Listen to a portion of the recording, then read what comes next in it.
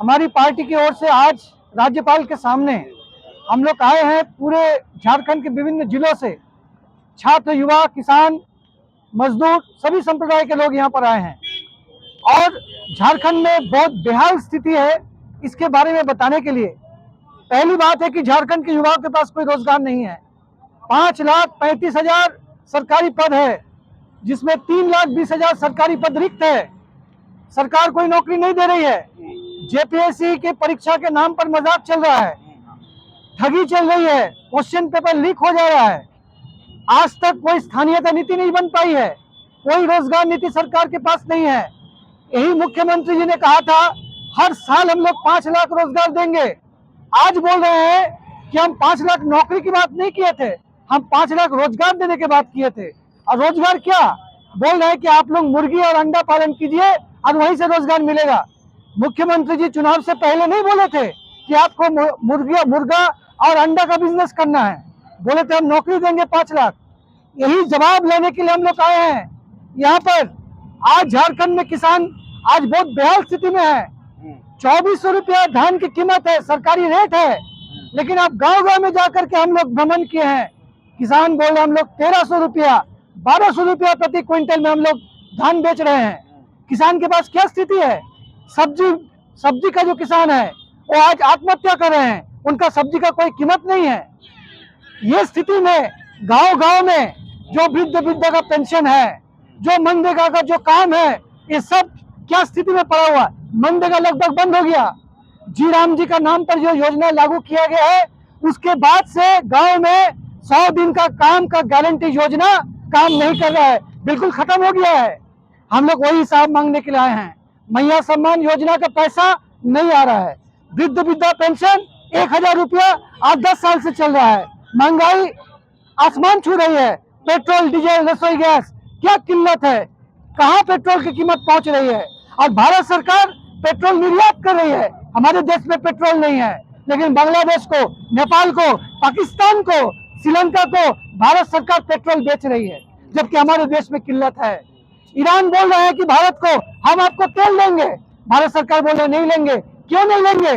क्योंकि अडानी का केस फंसा हुआ अमेरिका में, इसीलिए मोदी जी अमेरिका के इशारे पर काम कर रहे हैं और ईरान से सस्ते दाम पर तेल नहीं ले रहे हैं। इसीलिए हमारे देश में एक किल्लत है।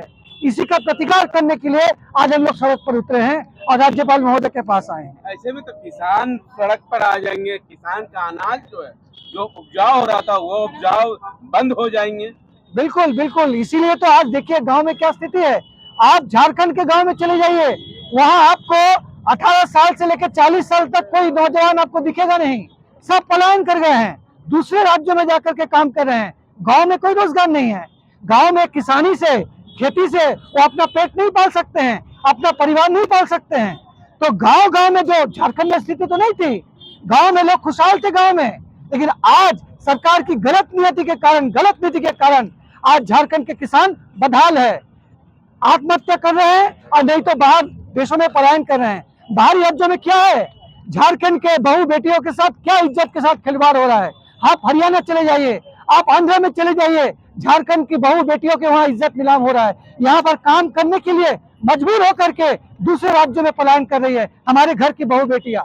इसी का हम लोग न्याय मांगने के लिए यहाँ पर आए हैं राज्यपाल महोदय के पास। अगर आप लोगों का मांग पूरी नहीं होती तो आगे का क्या? हम लोग हर जिला में हम लोग जन कमेटी बना रहे हैं। ये जन कमेटी पूरे हर एक जिला में, हर एक मोहल्ले में, हर गांव में बनेगी और एकदम गांव से लेकर के राजधानी तक हम लोग सड़क जाम करेंगे, हम लोग पूरे चक्का जाम करेंगे, सरकार के सारे काम काज हम लोग बाधित करेंगे और ये हम लोग मजबूर होकर करेंगे।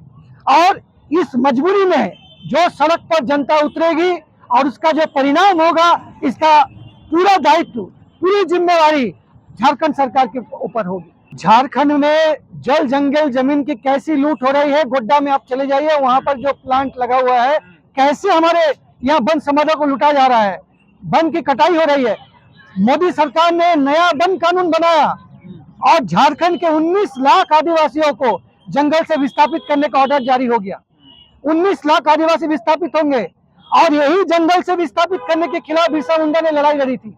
जब जंगल का अधिकार से छीन लिया गया आदिवासियों से, तभी बिरसा मुंडा की लड़ाई हुई थी। आज वैसे ही उलगुलान की जरूरत है जो आदिवासियों को जंगल से विस्थापित किया जा रहा है।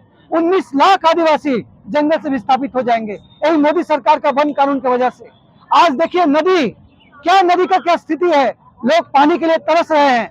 सारा का सारा पानी टाटा और बाकी पावर प्लांट में सप्लाई हो रहा है, नदी का पानी कंपनी में सप्लाई हो रहा है, आम जनता के पास न घर में नहीं है न आपका खेतों में पानी है। चांडिल में इतना बड़ा डैम है, वहां के किसानों से पूछ लीजिए, इतना बड़ा डैम का पानी, इतना बड़ा डैम जो किसानों के जमीन को विस्थापित करके डैम बनाया गया, वहां का एक बूंद पानी किसानों को नहीं मिलता है और सारा का सारा पानी टाटा में जा रहा है, कंपनी में जा रहा है, जबकि वो किसानों का जमीन है, उनका हक मार करके उनको विस्थापित करके डैम बनाया गया है। सारा का सारा पानी आज कंपनियों को भेजा जा रहा है और झारखंड के लोग बूंद बूंद पानी के लिए तरस रहे हैं। अगर सिंचाई का उत्तम प्रबंध होगा तो झारखंड का जो जमीन है वो सोना फलाएगा, सोना प्रोड्यूस करेगा। झारखंड के मिट्टी में, झारखंड के खनिज संपदा में इतना दम है, लेकिन सरकार की बदनीयती के कारण से आज झारखंड का ये हाल है। आज हमारे मुख्य जो मांग है कि जिस तरह से महंगाई बढ़ रहा है, आसमान छू रहा है, जिसके चलते खासकर जो बच्चों के लिए दूध का दाम अभी देखिए 2 रुपया 3 रुपया बढ़ा दिया, जो शिशु खाद्य है, उसके बाद बाकी जो जीवन चलाने के लिए दाल चावल तेल इतना महंगा हो गया कि आम आदमी का जीने का स्थिति नहीं है। साथ ही साथ आपका नौजवानों का जो हाल है वो बहुत ही बदतर है।